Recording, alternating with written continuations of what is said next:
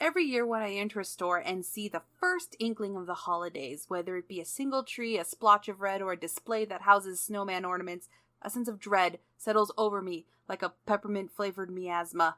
It's that time of year when there are songs about casual sexual coercion veiled as Christmas music on the radio, and boomers are telling me I should be jolly. No other holiday elicits such nosiness and intrusion. Why don't you put a smile on your face? It's Christmas! No, Karen, I will not. I'm just going to buy some laundry detergent and a slice of cake before I go back into the blistering cold to drive home in a freezing car that will finally warm up as I pull into my driveway. Or it's not cold enough and there's no snow, and I know that when summer comes around, it won't be just irresponsible hunters and gender reveal parties that will cause wildfires. And then there's the gross consumerism driven by the capitalist quagmire we are all entrenched in. It's fitting that Fear Street's Silent Night takes place in a department store. A multi-story temple to access from the 80s is a perfect symbol of Christmas. So get under a blanket and read this cozy tale of murder with me. This is Rereading My Childhood, Fear Street, Silent Night. Our protagonist, Riva Dalby, is, to put it mildly, a bitch. She works in her father's department store at the perfume counter and spends her time making fun of the customers. This isn't what makes her a bitch. I have no problem with Riva's animosity toward customers. I understand it. As someone who has worked retail, the job would be great except for the customers, especially today when every terrible person thinks they should be allowed to wander in and abuse the hourly workers. What makes her terrible is her laziness and rich girl entitlement. Her boss asks her to stock something and she refuses to do it, invoking her father's name. She's as bad as the customer who says, "You need to give me this whole thing for free because I have an expired coupon," and the customer is always right. Anyway, while she's not working and making fun of customers, she puts on her lipstick. She puts the color to her lips and she starts bleeding. Someone has slipped a needle into her lipstick. We go back 2 weeks and Riva is breaking up with her terrible boyfriend, Hank. Once, he'd punched his fist through a screen door because she refused to go to a dumb Arnold Schwarzenegger movie with him.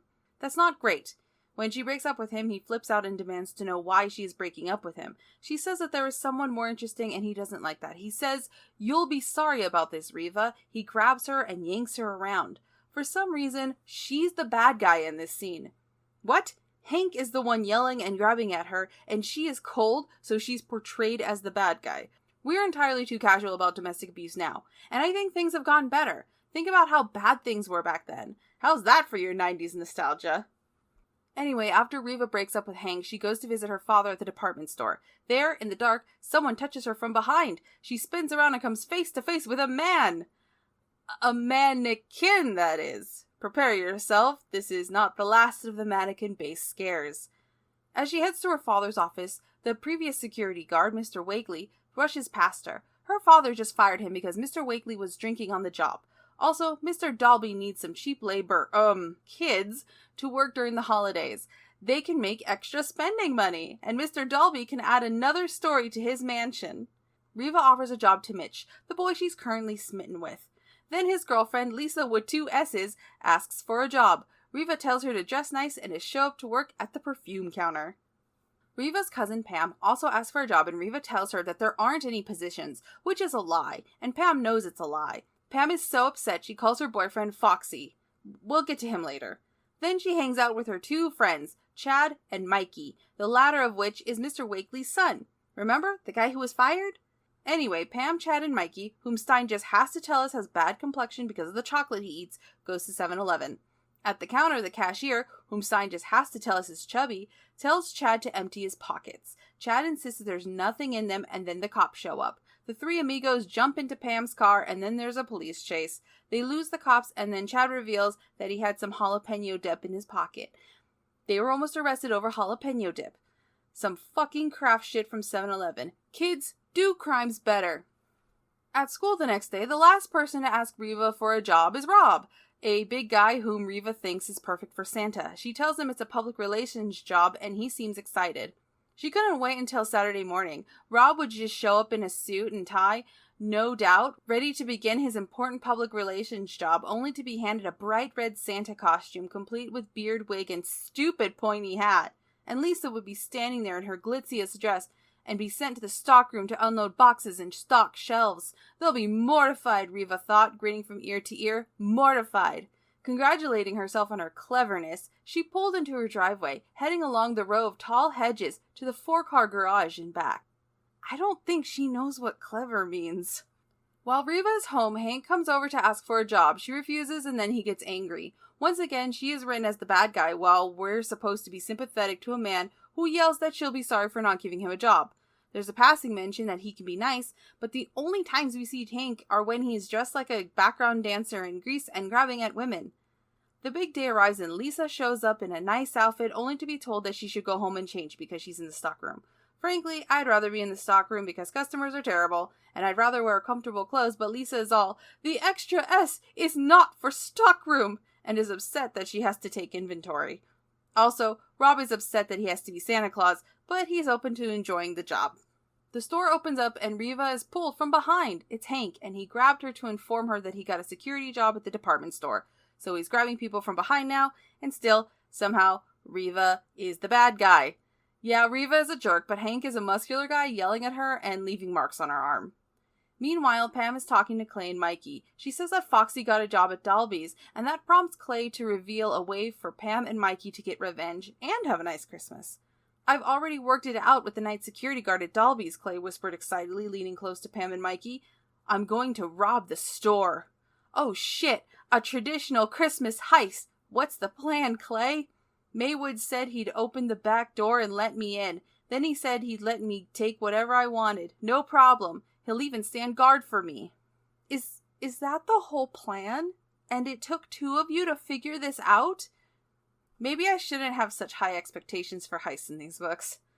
Pam is apprehensive, but all she has to do is drive the getaway car. It seems that all three of them are in, and Pam thinks that since Clay has everything planned out, what could go wrong? She's right. What could go wrong with a plan concocted by a teenager in a department store night guard that can be summed up in 2 sentences?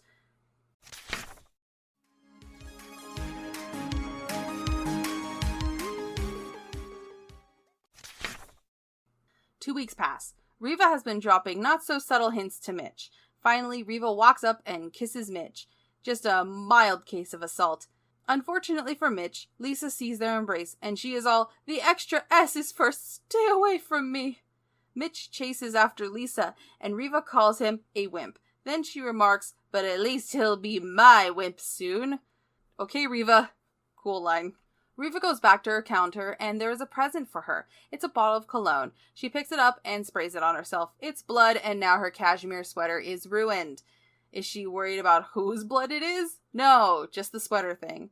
She thinks that Hank sent the bottle of blood, so she rushes over to his security station and starts yelling the second she gets there. Of course, Hank says he didn't send her anything, but Riva still vows to get him fired. As she's waiting for her father, the sudden sound of machine gun fire echoes through the department store. Don't worry, it's just some Christmas lights popping. The thought of machine gun fire in a department store reads differently now, and the scene is the most unsettling thing that happens in this book, even if it wasn't actually gunfire. It has not aged well. Riva ends up not getting Hank fired, but her father does tell her that she should go home and change. Well, first he says that she should get something from the store that, they're currently in.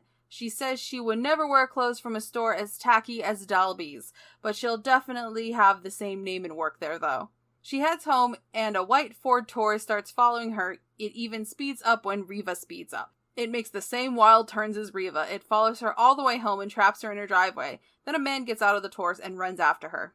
"I accidentally smashed into your taillight. I'm really sorry," the man said, taking off his cap and wiping the perspiration off his broad forehead. "I hate it when people bump into your car and then just drive off," the man explained, replacing his cap. "So I followed you. I was trying to signal you. Didn't you see me?" Dude, I think that's noble, but if the person is flying around corners like they're about to talk about the importance of family, you should just let them go. Over on the poor side of town, it's time for Pam and company to execute their brilliant heist plan. Pam drives the C11T to the department store without any trouble, and she parks in the designated loading dock. This is when Clay reveals that he has a gun just in case. This is America. I'd expect them all to have guns, but Pam is noticeably worried. Also, the night guard who is supposed to be their lookout is nowhere to be seen. In fact, no one is in the department store. The trio proceeds to the electronics section to get a 90s stereo that costs the down payment on a house and can record off the radio. It's not all smooth sailing. Suddenly, they hear another voice. It's a different security guard, and he's threatening to shoot them over one of those wavy CD racks. This is what America's about. The murder of underprivileged teens over petty merchandise that will be tacky in 10 years. The kids run away, and the guard sounds the alarm. Then Pam hears a gunshot. "Clay, no!" Mikey shrieked from right beside her. Pam watched the guard go down, clutching his bloody chest, falling like a heavy sack of flour. And now Clay, still holding the pistol, his face twisted in horror, was running to catch up with Pam and Mikey. They run out to the loading dock, but Pam's car is missing. Oh, they're at the wrong dock? Their car is in the next loading dock? Pam drives everyone home in silence. The next day, Pam checks the newspaper. The guard was killed and $25,000 was stolen, but they hadn't opened a safe or anything. Pam calls Clay and asks him if he took the money. He has some questions about the robbery himself. "My gun wasn't loaded," Clay repeated. "I just carried it for show." "You didn't shoot him?" "No way," Clay said, sighing loudly. "No way." "That means," Pam started, closing her eyes, trying to think. "That means someone else killed the guard," Clay finished her sentence for her, "and someone else took the money." Back at the store, Mr. Dalby talks to Riva about the robbery. She's only half listening, but she does hear that the security guard was shot in the back. Mr. Dalby wonders why the security guard would turn his back on the thieves. While Riva is working, Mitch says that Lisa broke up with him, leaving him free to date Riva. Riva responds by rejecting him, and he yells that she can't do this to people. "Well, technically, Mitch, she didn't do it to people, she did it to a person." It's a dick move on Riva's part, but I've never seen two individuals make out accidentally, and I think this is just a plot contrivance that only exists in teen comedies. He leaves, and Riva gets a call from Pam, which she rejects, and a big present, which she opens, despite every gift in the book being a horrible prank. This time, it's a body! A mannequin, that Riva insists looks real. While all that mannequin stuff happens, Pam gets a call from someone with a rough voice that says that they saw what Pam did, and they want their share of $10,000. She tells Foxy what's going on, robbery, blackmail, everything. She also tells Clay, who threatens to kill the voice on the phone. Riva goes to confront Hank about his present-based pranks. He continues to insist that he's not the one sending her gifts. "I feel sorry for you." His words stung like a slap in the face. She uttered a low cry. "You feel sorry for me?" She felt like laughing and crying at the same time. "I don't understand," she managed to say, confused by her strong feelings. "Anyone could have sent you those things," Hank explained. "You don't have a friend in the world, Riva. Everyone hates you. Everyone. I can think of 10 people who hate you enough to put a needle in your lipstick." "I feel sorry for you," Hank repeated, not backing off, not letting her off the hook. "You don't have a friend in the world." Riva bursts into tears and talks about how hard she became when her mother died. Hank comforts her. Sure, he's nice now, but what will he do when you don't want to watch the latest offering from Paul W.S. Anderson? Dent your car? Pam needs to talk to Riva, but first, she has to be kidnapped. The voice on the phone is physically behind her and he demands $10,000. She turns around and discovers who has been blackmailing her. Does she let us, the audience, know who it is? No, but she does tell Foxy. The next day, Riva is proud of herself for showing up to work 10 minutes early, a virtue only a boomer would think is a good thing. "Hey, I used to show up to work 15 minutes early every day. Was I treated better than the coworker who showed up 10 minutes late every day while holding a Starbucks cup? No. The same customers yelled at us, and we were paid the same shitty wage with no benefits, and if your grandmother was in the hospital, you still have to go to work. Don't put in extra effort. The ones above you don't." No, I'm not bitter at all. Anyway, she comes to work and Rob and Mitch are fighting in the stockroom. The stockroom manager tells them to solve it after work. Later, Riva takes her little brother to see Rob/Santa, and Riva figures out that it's not Rob in the Santa suit after Michael says that Santa is wearing a pillow. At work, Riva gets another big present. This time, it's not a mannequin disguised as a dead body, it's an actual dead person. Mitch has been murdered, and Riva knows who did it. She pins the murder on Rob. He must have slipped away to murder Mitch instead of going to work. The police show up and arrest Santa. Merry Christmas, kids! Santa's in handcuffs. And his lawyer is an elf, and not one of the smart ones, so Christmas is canceled. Pam shows up and is all, "He didn't kill Mitch, he snuck away so we could awkwardly do some over-the-clothes petting behind the women's shoes." See, Foxy and Rob are the same person. Foxy told me that he'd been doing mean things to frighten you, playing cruel jokes. He said he put a needle in your lipstick, and he sent you things. A cologne bottle, a mannequin in a box. I told him it was silly, but he was so angry at the way you treated me, at how awful you were to me, and how you tricked him into being Santa Claus, how you humiliated him in front of everyone. Riva avoided Pam's eyes. "But that's all he did," Pam continued. "You've got to believe me. He didn't kill Mitch. I know he didn't. I know he couldn't." Okay, the cologne bottle and the mannequin are whatever, but the needle in the lipstick is an actual assault. Is there a single dude in this book that isn't a murderer, a blackmailer, a thief, a wall puncher, a casual assaulter, or a capitalist? And Riva is the bad guy? Well, sort of. Like a modern Disney villain, the real killer shows up in the third act. It's Mr. Wakely. Who? Exactly. Mr. Wakely is Mickey's dad. You know, the one who was laid off at the beginning of the book and spends his time drinking? That one. What happened was that Maywood, the security guard who was supposed to help the kids, was helping Mr. Wakely, who was going to rob the store safe. However, the other security guard showed up, and Mr. Wakely saw the guard raise his gun at Mickey. Mr. Wakely shot the guard to protect his son, and then he killed Mitch because he was blackmailing Mikey. Finally, he stashed the body in a nearby container that Riva just happened to open. Now Mr. Wakely has to kill Riva because she knows too much. He lunges at her, she ducks, and he falls over a railing. Riva is a dynamic character, and I kind of liked her. It's novel to get a Stine protagonist with a clear character arc. He usually employs static slasher archetypes. Riva herself is a slasher archetype, the spoiled rich bitch who usually gets killed somewhere toward the beginning of the second act. In this one, she realizes how she's been treating people and vows to change. However, Mr. Wakely's death is vertically dependent. Instead, a situation should arise that would force Riva to sacrifice herself to save her cousin from Mr. Wakely. Or even better, because Riva turned over a new leaf and reconciled with her cousin, Pam should have aided in Riva's escape. As for the other characters, Pam and Rob are the most sympathetic ones. Pam's given a lot to do, and I liked the Foxy-Rob connection. However, Rob's pranks would be acceptable if it weren't for the needle one. It's a good scare, but Rob literally drew blood with that one. My patience for slasher tropes of unlikable men and fake-outs was exacerbated in this novel. Also, Christmas isn't necessarily a major factor, and nothing is silent, nor does silence affect the plot in any way, as the title of the book would suggest. Overall, however, this is one of the better Fear Street books. We have actual character growth, twists that make sense, and a coherent plot. Riva has an actual arc, and the side characters are distinct and interesting.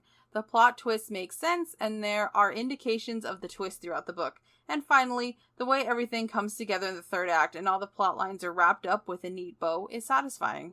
This book is for those of us who wish October was an extra 2 months. So for me, I hope you stay warm and safe, you're vaccinated, and you have a very happy holiday season. This is coming out in April, I know that. But thank you for listening anyway.